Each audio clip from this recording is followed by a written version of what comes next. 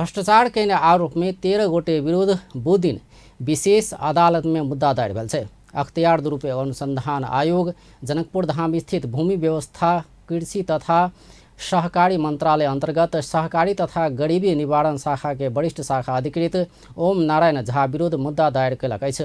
आयोग के सहायक प्रवक्ता देवी प्रसाद थपलिया के अनुसार प्रदेश के 8 जिला में सहकारी संबंधी आय मूलक तालीम संचालन करैत काल भ्रष्टाचार कयने आरोप में झा विरुद्ध विशेष अदालत में मुद्दा दायर कयल गेल छै। आयोग झा विरुद्ध 7,01,380 रुपया जरिवाना आ बिगो समेत असूल ऊपर मांग कयने छै। संगे आयोग झा के भ्रष्टाचार कर सहयोग करवाला नैन्सी जेनरल ऑर्डर सप्लाइज के प्रोप्राइटर अरहुल्ला कुमारी विरुद्ध सेहो मुद्दा दायर कयलक अछि।